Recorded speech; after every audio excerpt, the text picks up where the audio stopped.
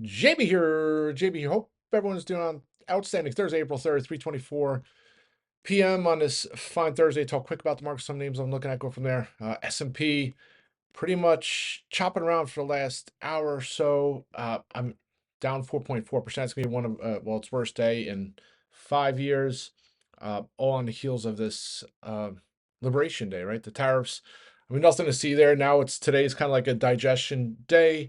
So, what's the consensus? What does everything look like? And obviously, uh, negative so far, of course. And now you hear a lot of folks weighing in, and there was already talk if recession, right? I mean, that's the big phrase word. Then you hear stagflation, um, inflation, obviously. So all those words together, just not a good recipe for the market right now. And that 540 handle, which it was holding, it held at 11, bounced all the way back up to 546, held again this afternoon at about 2:30, bounced to 542, and now we just broke through the 540 handle.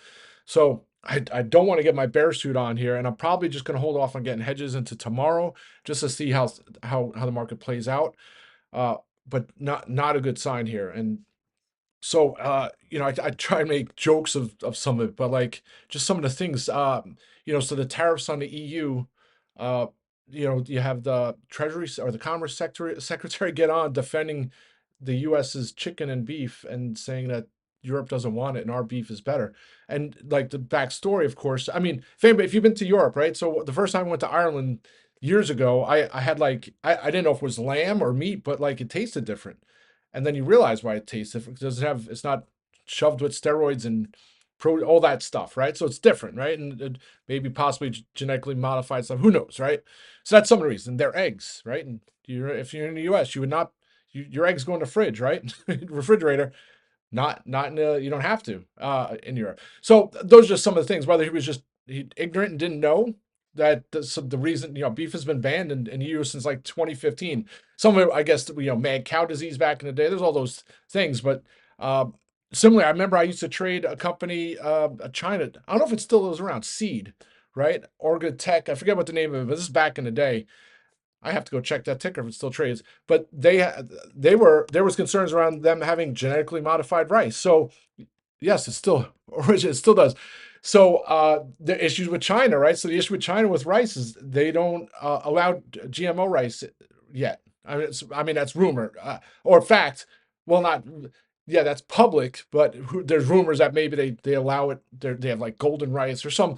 Anyway, so these are things, the underlying stories to the overarching story, right? So the overarching story is, oh, we're going to do tariffs on the EU because they don't take our chicken and meat, but it's not like they don't take they just want to be they just want to tariff stuff, right? Tariff US products and hurt US producers and manufacturers. No, so there's reason behind it, but arguments for other days. It's just comical stuff all day. That's all you just read all the stuff. I'm just hopefully, and I said it before, this morning, if some of the stuff doesn't get rolled back, I mean, it's not a recession that's coming. It's gonna be like economic Armageddon, right? It's just not a good thing.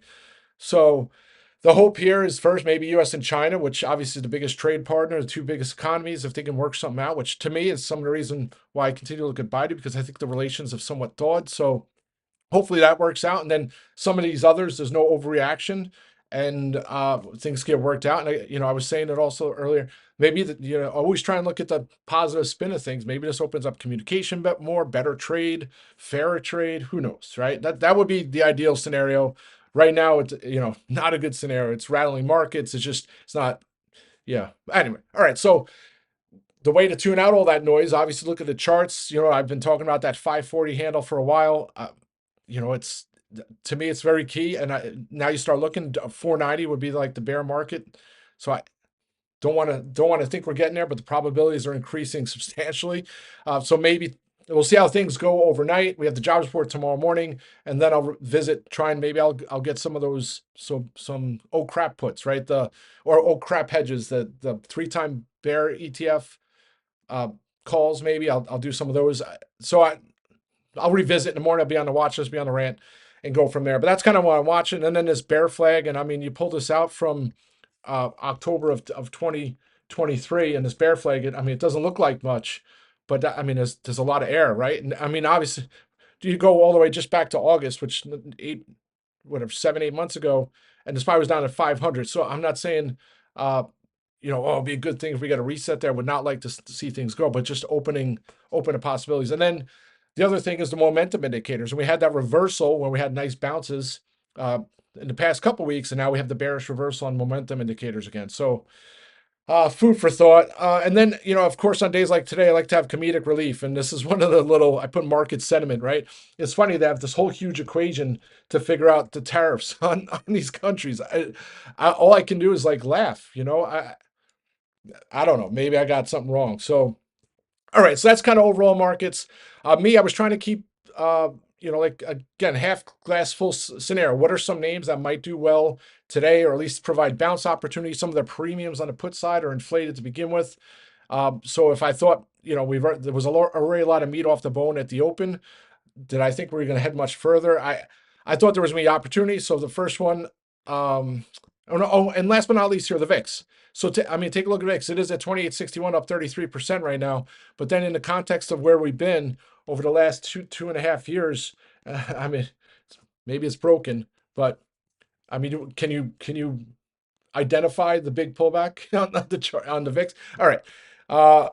That's that. All right. So now individual names. So first is Netflix, and of course, it's breaking under 920 here right now. But was looking for a bounce play. It was doing the same thing almost like it did yesterday, where it opened the lows and then just looked like it was going to break out. So it hit a low of 900 this morning, and then once it started to break out right away, I went and got some strikes to 970, substantially at a discount considering where they were at the start of the week. And then I was able to scale out on first 100% and 300% in the last little batch. And I wouldn't say I rushed out of them, but when I got out of my first batch of 100% in flash, I got out at $1 and change, they were already up at $1.60 in like a couple minutes. And then like 10 minutes later, I locked some more out for a little over 400%, and I just held the rest. They were all the way up to almost 380, 360, somewhere in there. And now they were barely a double. I don't even want to look right now. They're under a double. I'll hold those into tomorrow, kind of like as a spec call play. I made sarcastic remarks because I'm like saying, I post on FinTwit and chat room, lower unemployment means more views on Netflix, and like I don't think that's not my bull case on Netflix. If the market goes in a recession, it's going to impact all businesses, right? And then when those businesses get impacted, what do? They cut staff and they cut advertising, right? And there's all these different ways they have to cut. So when you have a business that some of their revenue now, Netflix, is derived from advertising.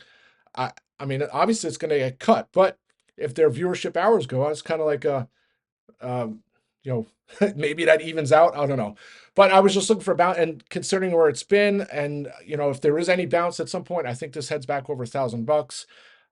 So that was kind of the thought process there in Netflix. So good to make some money today on the roughest day in a couple years.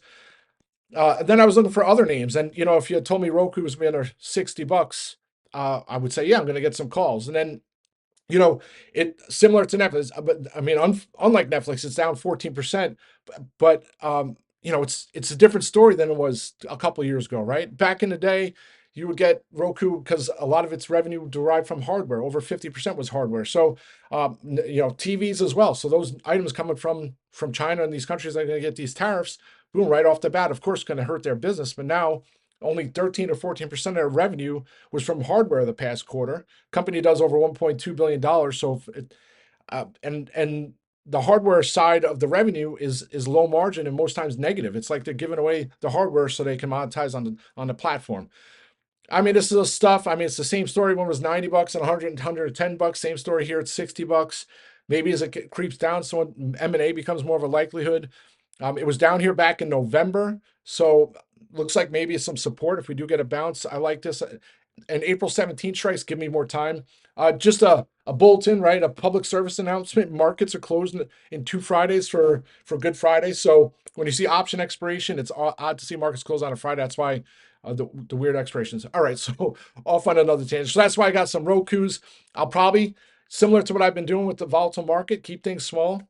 Small becomes big quickly, big becomes small quickly, small can come even smaller quickly. So makes sense to keep things small, because if you do it and you have the right direction, not gonna matter if you're big or small, you'll do well. Not only that, you'll live to see another day if things go the other direction.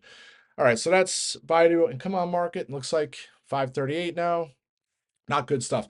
And I also went and got the BIDU calls, and BIDU is down 2%. Bob is pretty much, it was green for some of the day.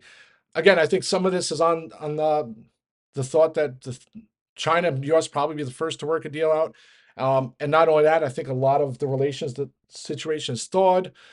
And you would think with that Fitch downgrade of the China debt this morning that some of these China ADRs would have been hitting more. So to me, I just think it bodes well. I made a nice little meme here if you saw it. Just again, comedic relief because it's a tough day today.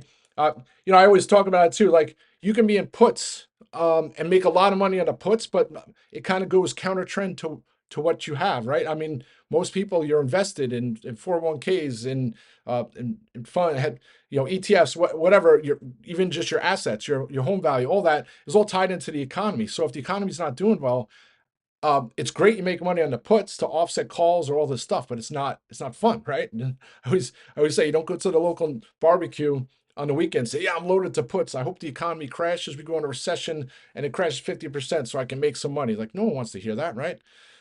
But we're traders. So like if it does go down, I mean, that's what you hear to make money trading. So um, anyway, all right. So that's that. That's Baidu. And then the other name. So SQQQ. So I missed that opportunity Wednesday to add some strikes, some lows. Of course, in hindsight, maybe I should have. But this is one of those ETFs I might get some calls on. It might have just hit. Yeah, it's hitting highs here. Let me see what those 50s were because I was looking at the 50s earlier. Yeah, 42.41. It's up 16%. So if you go to SQQs, do I even have it up here?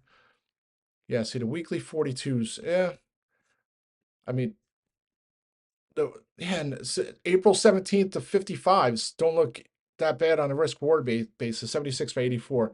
So maybe something like that I'll add tomorrow, depending on how things look. I don't know if we'll have a gap down, but it almost makes you almost want kind of like that capitulation move, right? The big dump at the open and reversal, and then that will be that. Who knows when that will take place? And then other names, I mean, Visa until just I got on audio has been like a rock, just impressive until just the last 15 minutes or so. It's just been sitting there down barely 1%. It opened lower, and you saw the headlines. Oh, Visa, Mastercard down 2-3%, and then boom, you go look, and they're only down 1% because they just bounced. It's like a flight to safety trade, Visa, Mastercard.